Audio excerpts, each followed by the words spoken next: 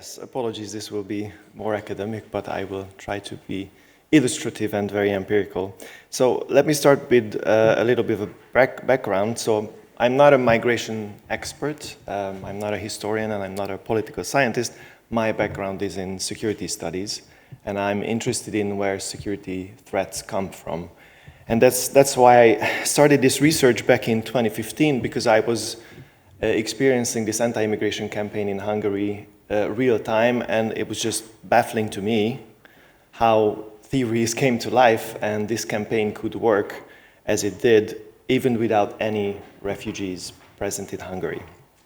But that was 8 years ago, and since then this has become quite a large topic. So when I was asked to come here, I decided to focus on one particular aspect of this still ongoing anti-immigration campaign, and that will be borders. So here I would like to talk about how the Orbán government in Hungary relies on bordering discourses to promote fear among the population in order to justify itself and the policies that it introduces. And I will talk about migration and migrants within this logic. I will refer to the so-called migrant other as one of the recurring sources of threat within this discourse. So the migrant as a threat to borders, both physically but also symbolically. But when I decided to talk about this, I once again raised the question that I have been asking myself for quite a few years. Is this really still matter? Are people still interested in Hungary as a case? Because it has been overanalyzed through multiple concepts: securitization, populism, sovereignism, what have you.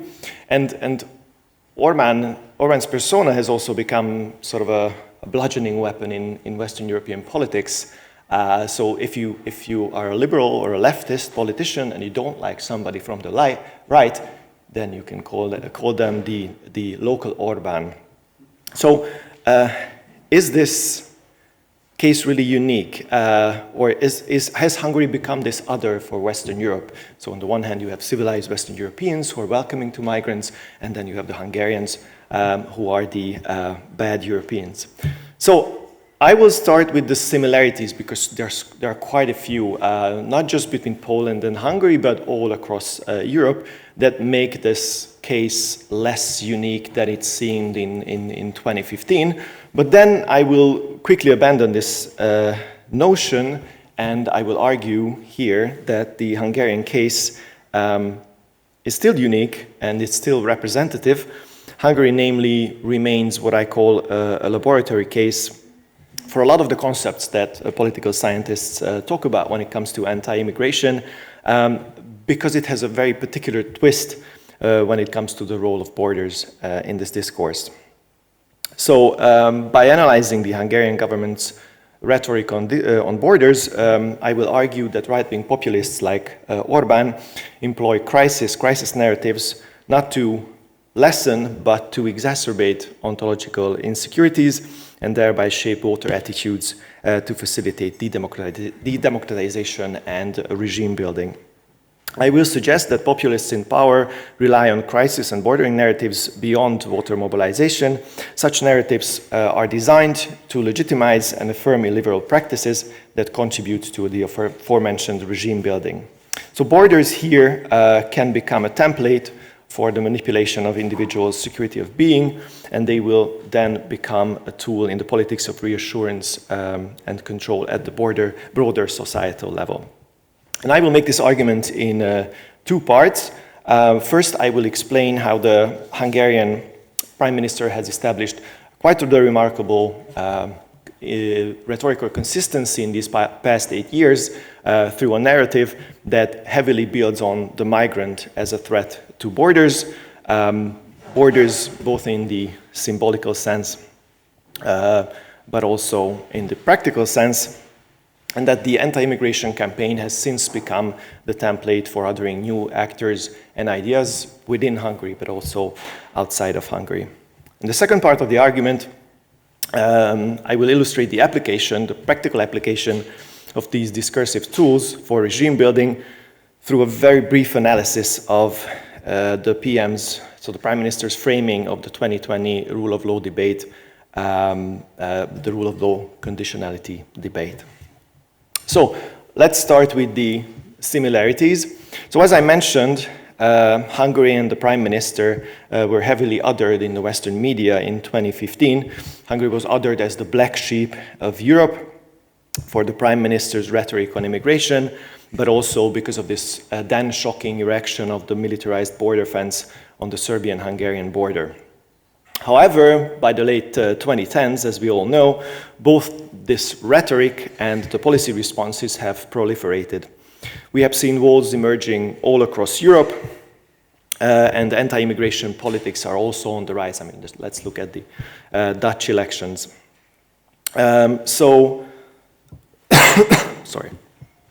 So we can see that even mainstream parties all across Europe have adopted discursive tropes that we previously associated with Orbán exclusively. And meanwhile, also harsher migration policies that were specific to Hungary have also been introduced across the continent. But proliferation also happened in Hungary. The language of anti-immigration and the associated policy tools proliferated within the country itself. The anti-immigration campaign served as a template for a series of othering campaigns across multiple policy issues. These campaigns have since supplied an increasing roster of enemies to the Prime Minister, who have been addressed by legal measures that provoked widespread criticism all across Western Europe. And just to show you a very recent example, these are fresh out of the oven from last week. On the left, you can see a quote from Orbán's speech, which he gave last weekend before his re-election as party chairman. And on the right, you can see a poster that is all across Hungary. Currently, it was published last Friday, I think, and it's to promote a pseudo-referendum, a national consultation on the proposed law on the protection of sovereignty. And it's not subtle, it's not subtext. Dem, ők, is literally in red. So that's the kind of logic that I mean. You have very clearly defined enemies in this nebulous Soros network and the European Union, and migration is still one of the core issues. So, when it comes to the actual campaign, which the government still uses for these new campaigns, like the one introduced last week,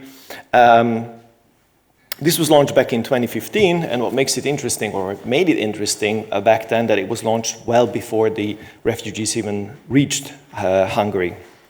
Back then, the campaign was also tied to a pseudo-referendum, which was called the National Consultation on Migration and Terrorism. So immediately you had migration and terrorism conflated in this campaign. And the campaign was advertised through these since very common blue billboards. These were the 3 billboards that were published. And if you read the message on these billboards, it quickly becomes obvious that this is textbook securitized migration. So if you open a textbook about how right-wing politicians talk about migrants, this is literally what you see. This is what Hogan and Haltiner call the international playbook of anti-immigration. It instantiates 3 axes of securitization through, that politicians use to other migrants. So migrants are a threat to our physical security because they are terrorists and criminals. They are a threat to our economy because they steal jobs or they overburden the social security network. And of course, they are a threat to our culture. It's literally that. Once again, it's not subtle, it's not subtext, it's obvious. But then later, as the campaign developed in 2016, it merged these 3 axes in what Brubaker calls the civilizational frame. So migrants are a threat to jobs and public safety because of their identity. Because of their identity, and this identity is antithetical to European civilization, which Hungary both protects and embodies. Again, this language is not specific to Hungary. It's very common all across the world, from Australia to the Netherlands to the US, what have you. Even more striking of an example for the similarities, this kind of borrowing of discursive tropes has since accompanied these campaigns. This poster is from 2018, and as you can see, the Hungarian government simply bought a photograph that UKIP used in the Leave campaign, that provoked a lot of buzz back in 2016. So it's anything but subtle. So, despite all these similarities across these campaigns, across these discourses, what do I mean by the uniqueness of the Hungarian case? So political scientists from Laclauto Moffitt observed that right-wing populist actors like Orbán thrive on crises. They capitalize on structural conditions that we perceive as crises, but they also trigger crises through discourse. And one of the most emblematic aspects of right-wing populist crisis talk is a sovereignist bordering discourse about the need to return of state borders both as material protection for the people and as a symbolic barrier to regain sovereignty. Take back control, as UKIP would say. So right-wing populist bordering narratives then provide reassuring, reified dichotomies in and out, order versus disorder, security versus threat, and they can also recreate an imagined community within the borders. So secure borders thus become co-constitutive of state sovereignty, and they can provide ontological security as the people take back this control over their national borders. But meanwhile, these constructed crises around threatened borders create ontological insecurity through apocalyptic visions of imminent danger, and they offer the populist agenda as the only sensible solution against these dangers. And in both of these cases, the border becomes a stage where sovereignty as control or sovereignty as self-determination can be enacted.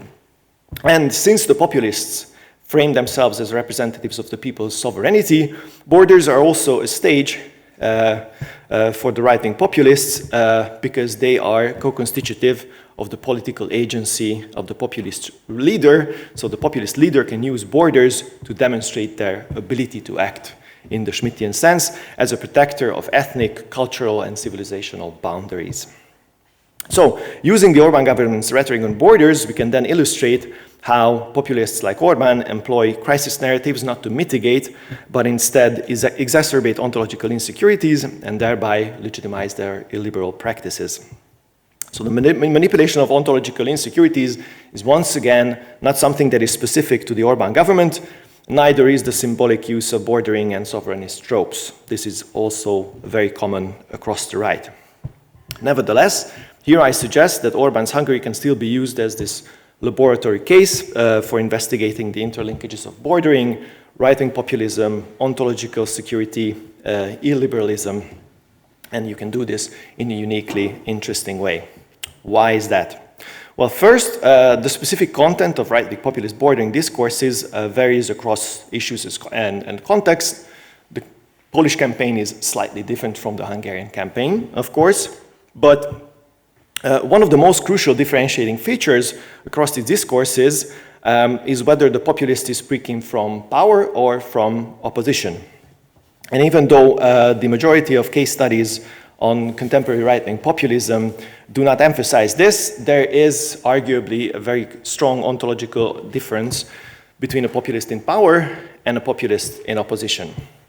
Because once the populist has been in power for a number of years, and Orbán has been in power for 13, it becomes increasingly difficult to maintain populism's signature anti-elitism without new elite others. Orbán, as the longest-serving populist head of government in Europe, presents then a perfect target for investigating the kind of adaptive anti-elitism that populism in power mobilized to maintain their sovereignty. They need to maintain legitimacy because after 13 years, they are the elites. So how can they be anti-elitist? A second interesting aspect of this case, I argue, is that it illustrates that securitized borders, sovereignism, and national populism don't necessarily mix well within these discourses. where state borders and historical borders that surround the national community do not overlap, nationalist and sovereignist discourses can clash. I promised a map of Trianon yesterday, so here it is. So for Hungary, national borders are by definition contradictory because on the one hand, they are the sites of dramatized border conflict between sovereignist forces and threatening migrants. But on the other hand, contemporary state borders are also spatialized artifacts of historical trauma, in our case, the dissolution of Greater Hungary after the First World War.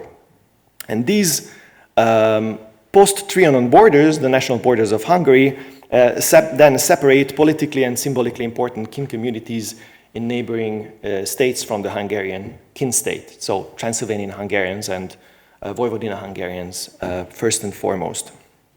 And these two things create a dual paradox.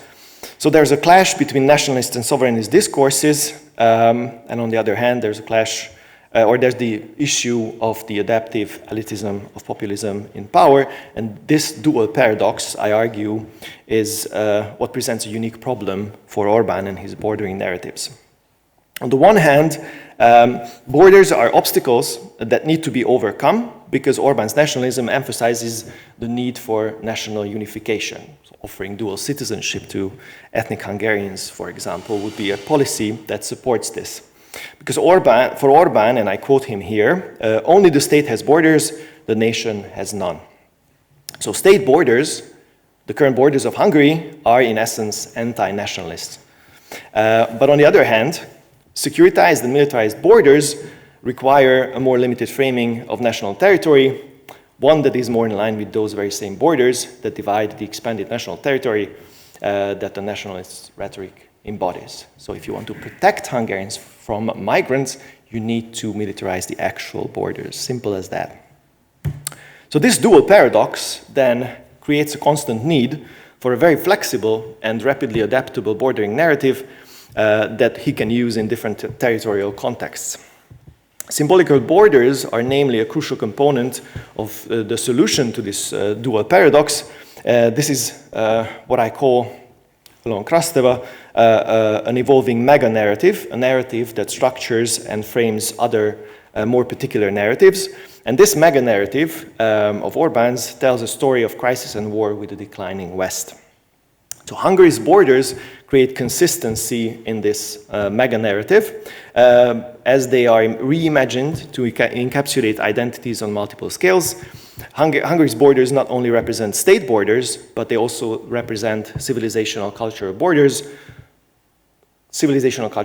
for Hungary, for Central and Eastern Europe, but also for Europe proper. So this dynamic rescaling and reimagining borders embedded in this mega-discourse offers a solution to the paradox of transnationalism by supplying concentric spatialized identities that incorporate both kin state and kin communities. So Hungary essentially needs the fence that separates Transylvania Hungarians and Hungary Hungarians in order to protect Transylvanian Hungarian identity from these migrants. But on the other hand, borders in this symbolic sense also enable the vertical othering of new elites that threatened these borders, and thereby this bordering narrative can supply those new enemies that populists in power require. So we could see that walls and fences don't work. They didn't, when it comes to stopping people, they didn't work in ancient China, they didn't work in Gaza, they don't work in the US, they don't work on the Belarusian border in Poland, but they do work as symbolic tools, your rose garden and weeds metaphor. So within this story, this mega-narrative, migration becomes a lens through which nearly everything, all issues, can be filtered and reframed. That's what the quote is about. It can be about political tensions with the EU, it can be corruption scandals, contentious policies that the government introduces, or even external shocks like Russia's war in Ukraine. As for the practical use of this mega narrative, crisis narratives, crisis governance, and the need for the reaffirmation of charismatic legitimacy have all become integral to the Orbán regime, and they are routinely used to legitimize what he calls unorthodox policies and the development of what he calls a uniquely Hungarian national path. This is a flexible, multiscalar bordering narrative within the mega narrative, and this is central whenever Orbán instrumentalizes external crises like the war in Ukraine, but also, and this is probably more important, also when he creates these endogenous crises around securitized borders, like the poster that was just put out last week. So bordering in this sense, in this symbolic sense, transcends the issues of borders, migration, and sovereignty, and it becomes a template for the discursive manipulation of individuals' security of being. It becomes essentially a tool in the politics of fear on the broader societal level. So this is what I always say. Anti-immigration in Hungary is not about migration, it's not about migrants, it's not about policy solutions, it's about this symbolic use of this other. The goal of this bordering discourse is therefore not just about representing the antagonistic power geometries involving the people, Brussels elite, and migrants. It is equally then a discursive strategy that reveals his own struggle for power and control within Hungary as a space. And of course, this control, this fight for control induces the spreading and acceptance of illiberal values among voters within Hungary, and that explains his continued support.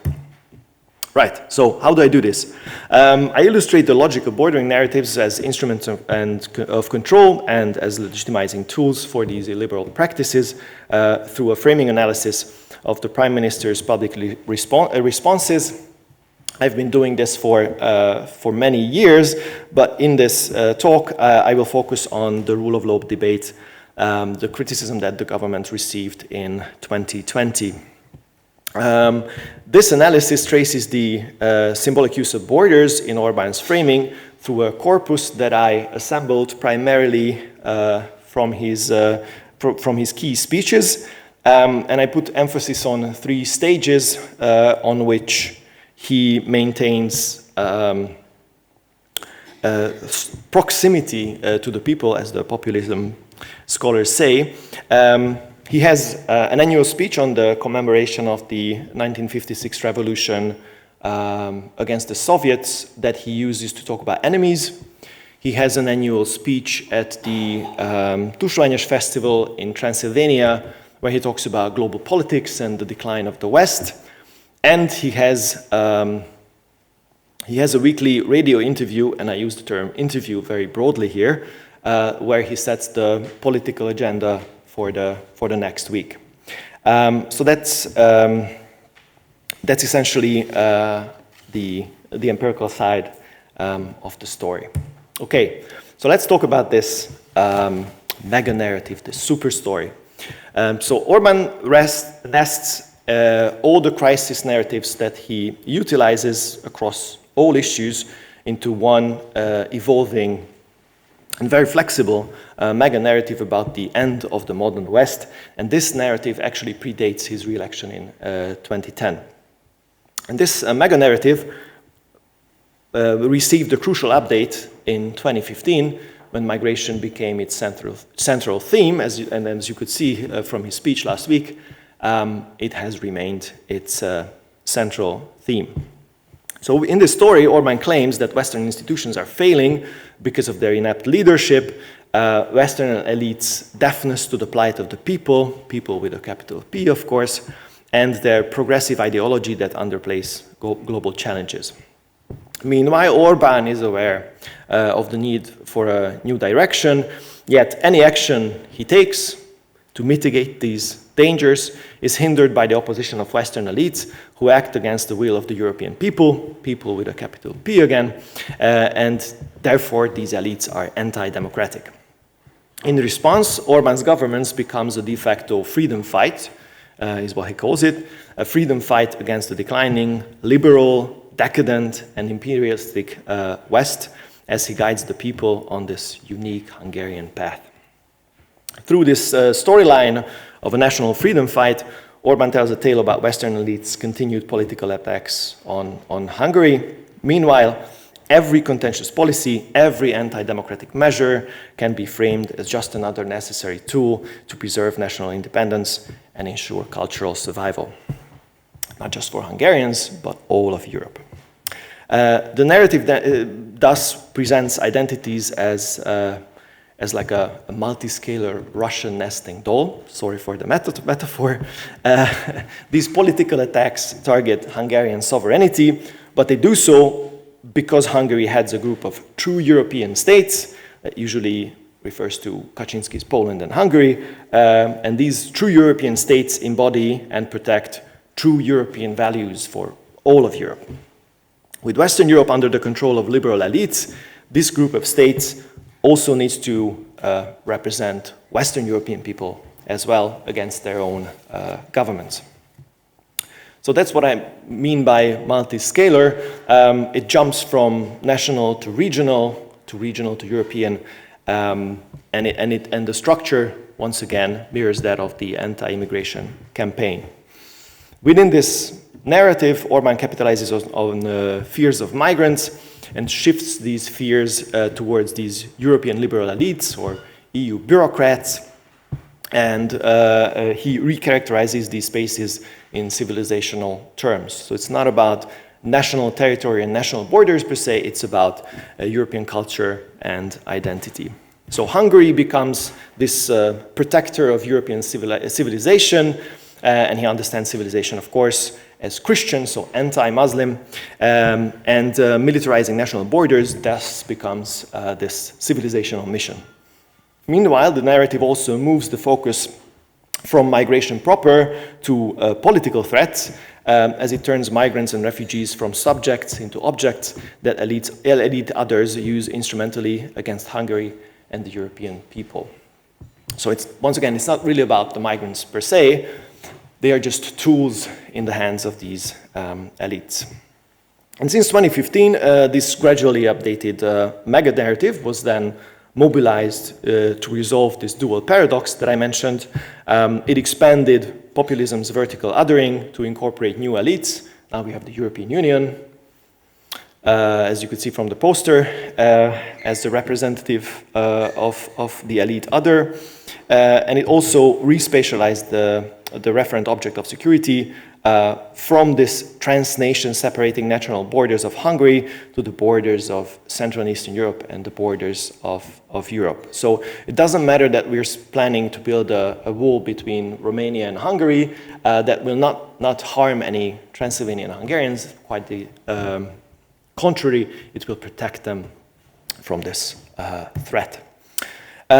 And this idea of this civilizational mission and the perception of misrecognition and humiliation by a liberal core of Europe are actually synthesized through a storyline of heroism and betrayal that builds on collective narcissism, the famous collective narcissism of Hungarians and Poles, as we could hear. Because collective narcissism refers to this enduring belief and the feeling of emotional resentment that our group is unfairly treated and is insufficiently recognized despite having exceptional qualities that should entitle it to a privileged treatment.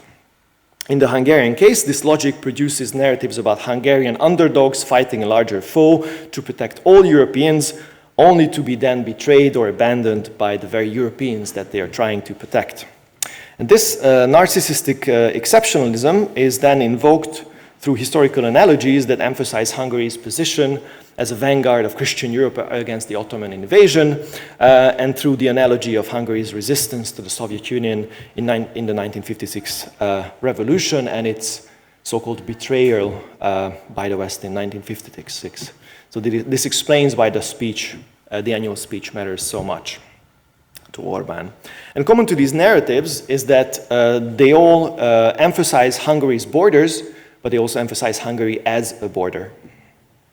And this self-styled protective role then suggests, of course, a need for strong borders, which in turn are symbolized by the border fence itself, which is a contemporary version of Hungary's 15th century system of fortresses against the Ottomans. So the fence itself is a symbol.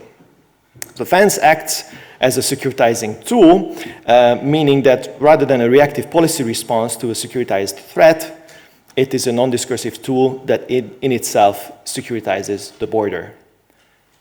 We would not have a fence if there wasn't a threat. It doesn't matter that migrants just go around it or under or over or across. So, according to the mega narrative, these ongoing attacks by liberal elites on Hungary and its allies take migrants, which are now merely objects, as their primary weapon. So migrants are a weapon.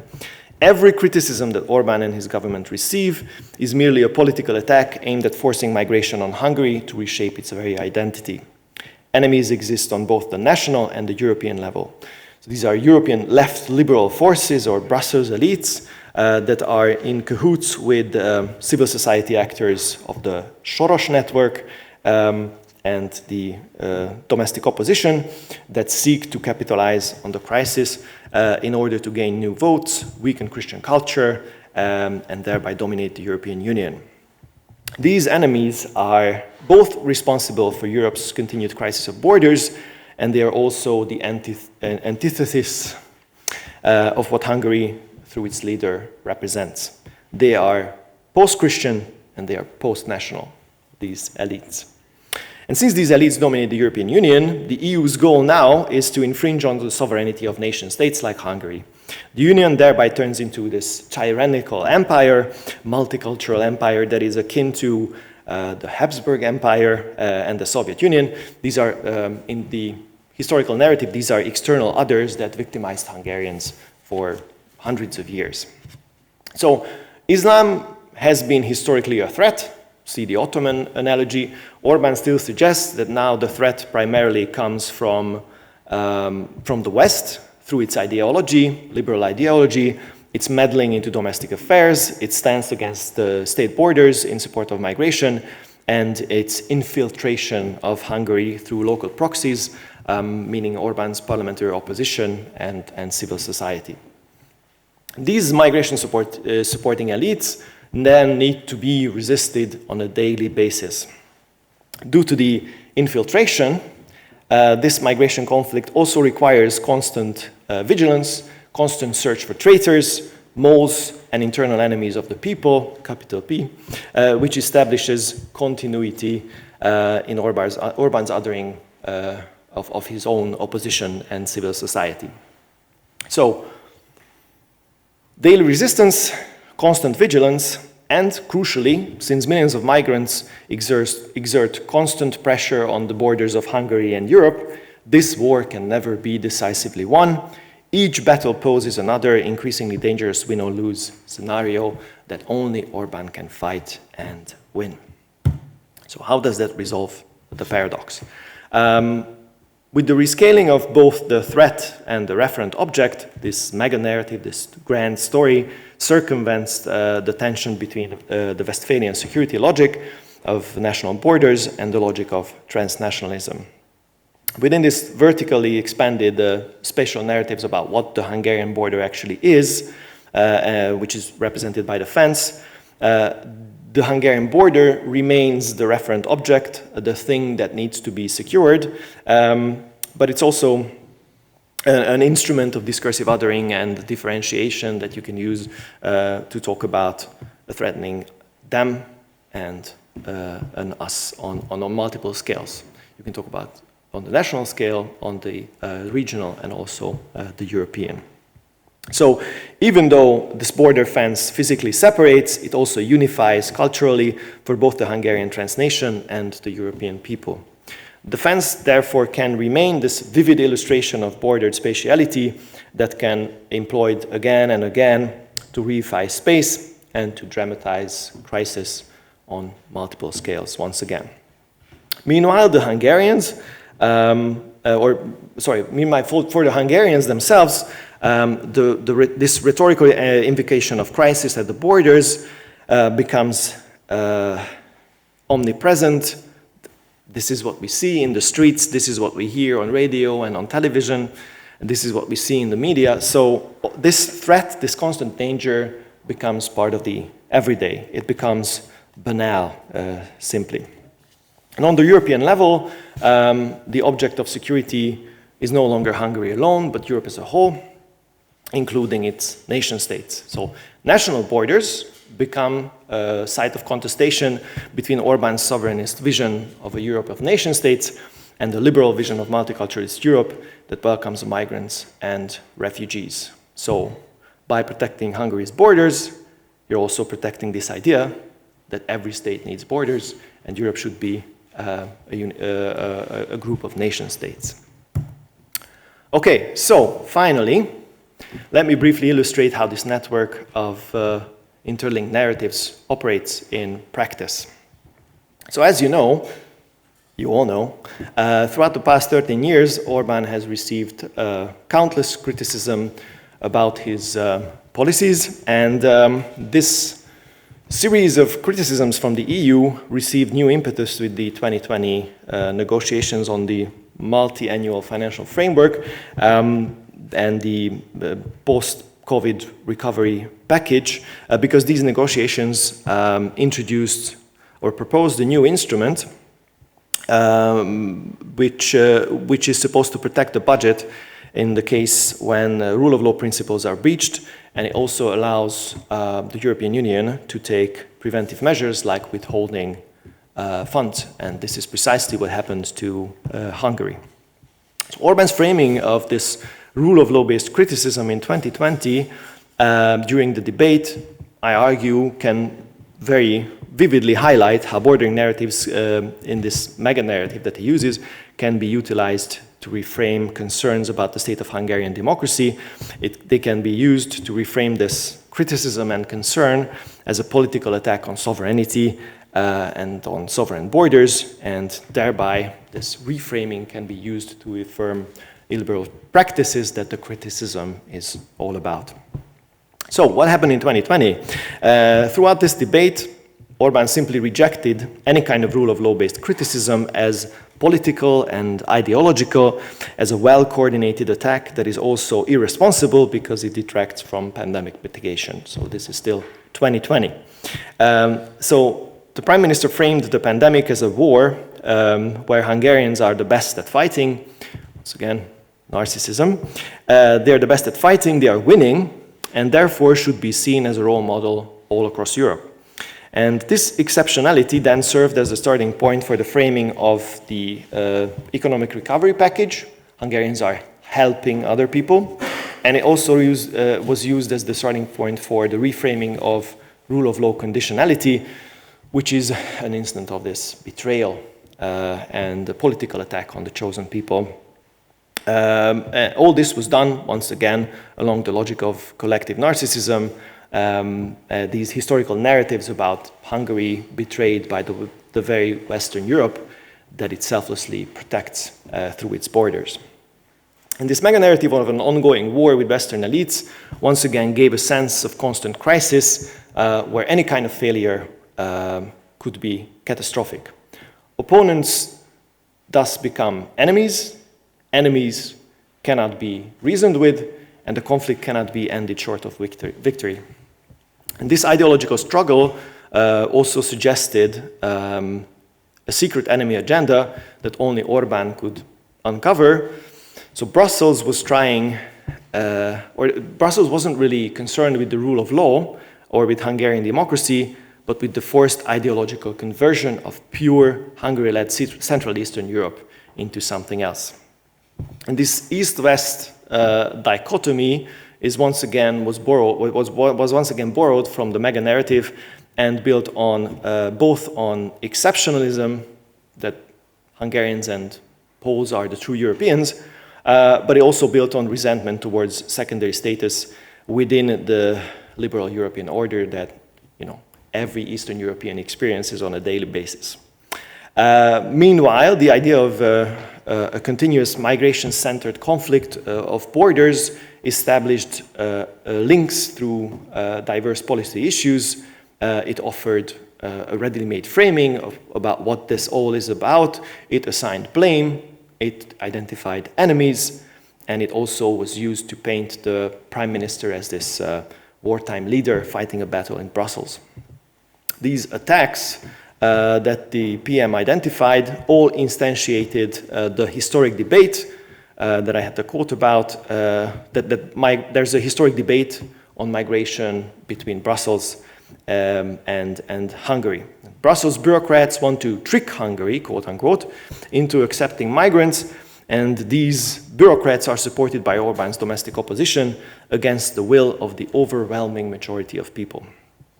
But according to Orbán, the true warring parties are not the bureaucrats, but the Soros network and Hungary with its Central European allies like Poland.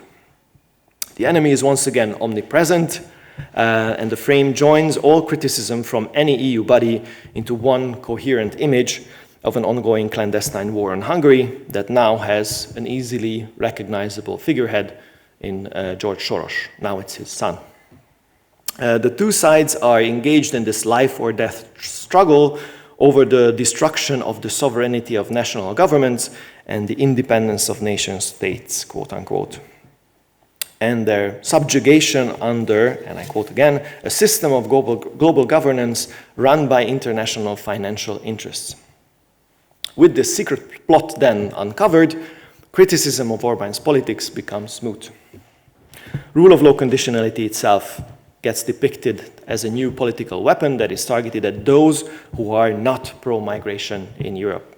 The rule of law is thus in the same category as politics and ideology. A rule of law criticism or rule of law conditionality is anti-normal, it's relative, it's political, it's subjective, and it's interest-driven. So as these negotiations intensified, Orbán gradually linked this framing with the mega-narrative's generative metaphor of the EU as empire akin to the Soviet Union. So all this happens because the European Union has become an empire. And this fundamentally anti-democratic hegemonic project that the European empire represents seeks to dissolve nation states in a larger borderless whole that is antithetical to Hungarian identity. This analogy between the EU and the Soviet Union as an oppressive anti-Christian empire in particular serves two roles. It translates contemporary politics or this political debate as an existential threat to national independence, but it also reinforces the divide between Western Europe and Eastern Europe, between those that had to suffer under communism and those that did not. So having learned this trauma, Eastern Europeans will protect their sovereignty, but also the Christian way of life at all costs, something that is, quote unquote, no longer in fashion in the West.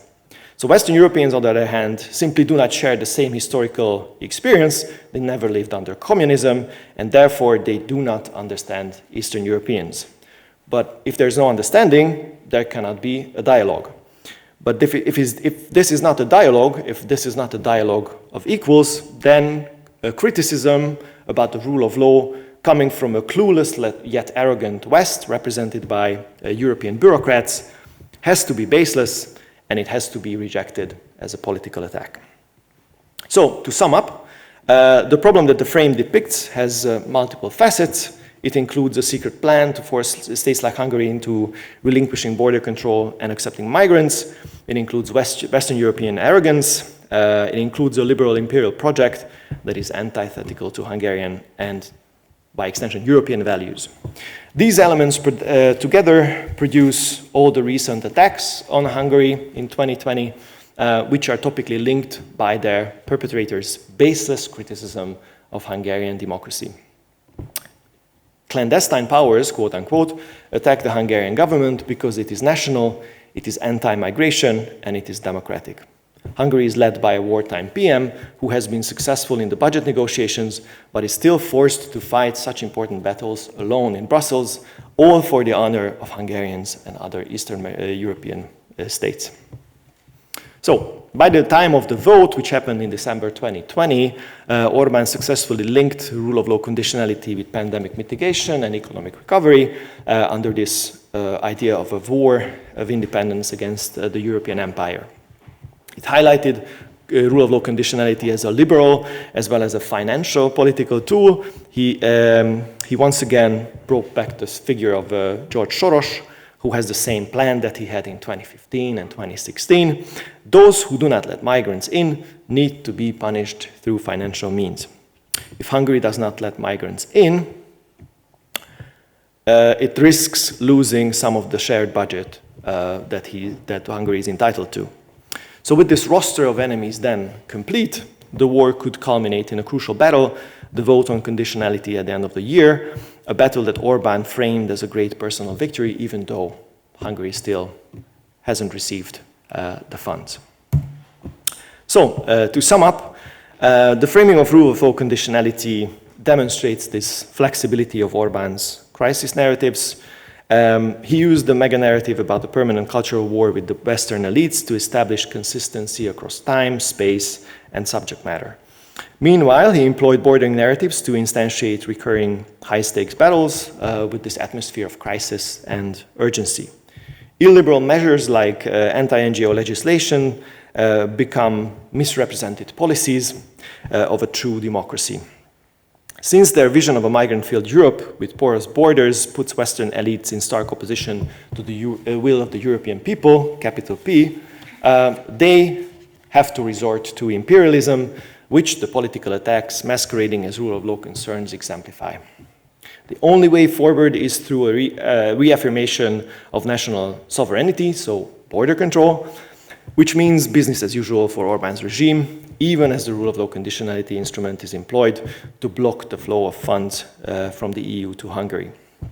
Meanwhile, Hungarians themselves should continue to turn to their leaders for security as, and I quote here, "The ramparts at the border can only stand for as long as we are in government." Thank you.